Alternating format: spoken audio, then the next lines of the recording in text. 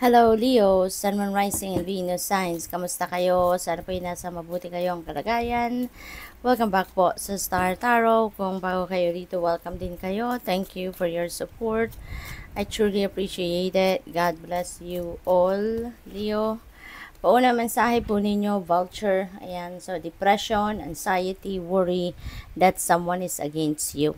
Ayan, so siguro nag-overthink kayo, Leo, no? Probably overthinking ito. No, pwede rin naman na hindi, 'di ba? For some of you, baka totoo talagang um nagwo-worry kayo dahil totoong merong galit sa or merong naiinis sa or merong hindi natutuwa sa So, pwedeng nalaman ninyo 'yon at yun ang ikinaka-worry ninyo, no?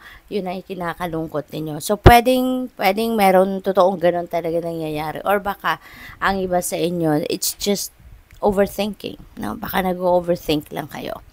What else? We have bowl, plenty of material things. Wow. So, maraming material na bagay na paparating sa inyo, no? Baaring may mga magraregalo sa inyo.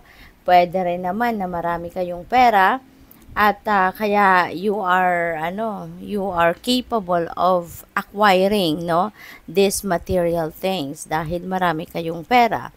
So what else? We have table, hard work ahead. Ayan. So kailangan ninyong magsipag siguro, kailangan ninyong magtrabaho ng extra dito, no? Leo, kaya ayun, pwedeng bago kayo sa trabaho ninyo, no? Kaya kailangan ninyo na magpakitang gilas, kailangan ninyo na magsikap, magtiyaga talaga, no? You need to work harder para na mapansin kayo ng boss ninyo, pwedeng ganon. We have then temporary situation. Ayan. So, maaari, no, na yung hard work na to, temporary lang na gagawin ninyo, no? Kasi hanggang sa baka maging gamay or magamay na ninyo ang ginagawa ninyo or ang trabaho ninyo, pwedeng ganun din ang ganap.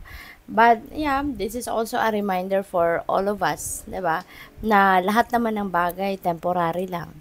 'Di ba? Lahat ng sitwasyon sa buhay temporary lang. Wala namang nagla-last forever or wala namang nagla-last ng sobrang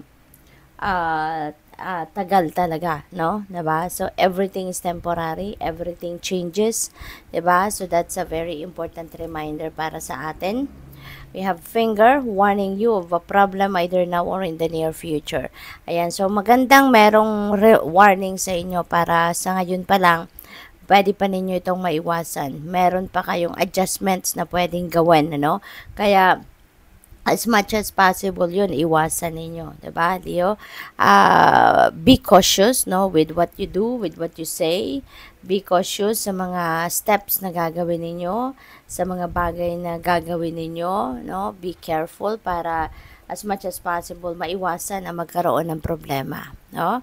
So, what else? We have bag. Wow. Something important such as new job or raise. Ayan. So, maaaring meron ditong bagong trabaho na papasukin ng iba sa inyo or baka magkakaroon kayo ng pay raise, no, sa trabaho. So, for the job well done, diba? Kaya siguro kayo mabibigyan ng pay raise or maybe ang iba sa inyo maganda, no, ang naging resulta ng inyong performance evaluation siguro pagdating sa inyong trabaho.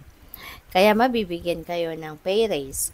We have spare heartache over what you no longer have. Ayan. So, siguro, nagkakaroon pa rin kayo ng sama na loob.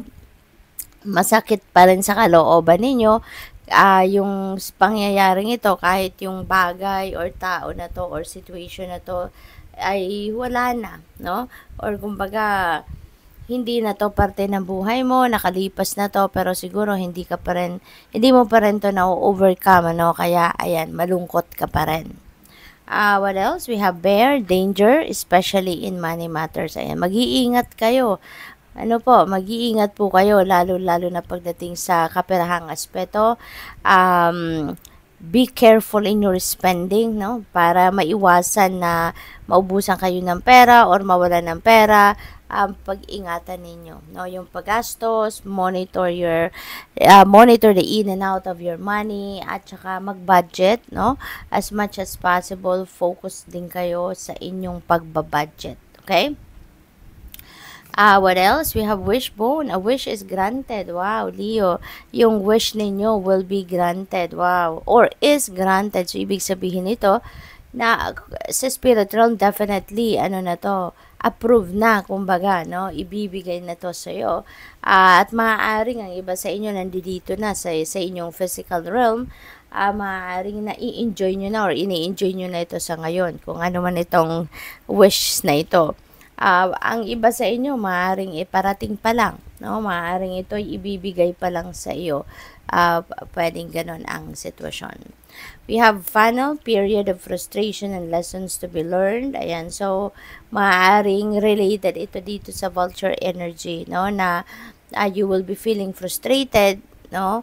Maaaring madidisappoint kayo dito sa sitwasyon or sa tao. Depende sa inyong sitwasyon. And, there are lessons to be learned dito sa inyong sitwasyon, no? But, ganun talaga.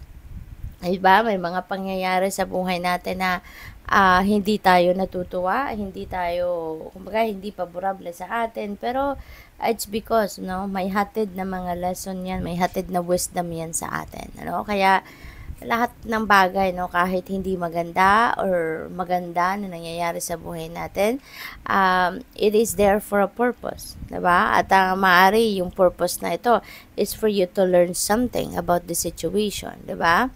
So, we have coins. Money will be coming to you. Plenty of material things. Tapos may new job, may raise, may pay raise, and money will be coming to you. So, napakakagaganda, diba? So, maaari talaga na mayroong perang paparating sa inyo, kaya kayo magkakaroon ng maraming material na bagay. You will be able to acquire material things dito kasi nga, you can afford it kasi may perang dadating sa inyo, no?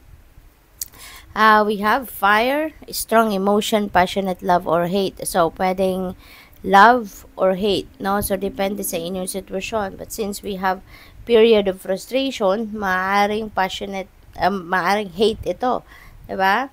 So, maaring galit, no? Maaring maramdaman ninyo. But you know what?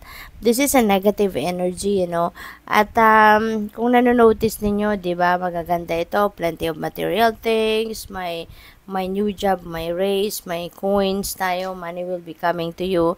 Pwedeng masabotage yan, no? Pwedeng masabotage yan ng energy na to at pati na rin yung vulture energy. Kaya as much as possible, no?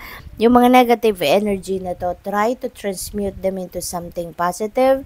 Try to transmute them into, positive thinking, positive energy lang ang ibalot ninyo sa sarili ninyo instead of these energies.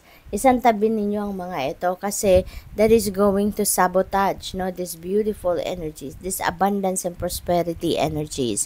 Kaya as much as possible, i-manage ninyo ng maayos yung emotions ninyo to, ng mga low vibe, para hindi ito makaapekto, sa pagdating ng energy na to, sa pag-attract ninyo ng mga abundance and prosperity energy na yan, okay? What else? We have seahorse, family matters. Yan, so maaring yung kinakainis ninyo rito or kinakagalit ninyo rito could be related to family matters. Baka meron ditong mga kapamilya kayo na hindi nakikipag-cooperate sa inyo. Maaring meron kayong kailangang pagkagastusan, merong kailangang pagkagastusan ng pamilya, and maybe the other members of the family is not helping you at all, or baka mas lalo pang nakakadagdag sila sa problema itself na inasikaso ninyo, kaya siguro you are going to be feeling frustrated sa kanila or maaring magagalit ka sa kanila. So, kalma lang, Leo? Because otherwise, kung hahayaan mo yung galit, kung hahayaan mo yung frustration mo ang mamayani, that is going to definitely sabotage these positive energies dito. Okay? So, good luck. Thank you for watching Love and Light. Namaste.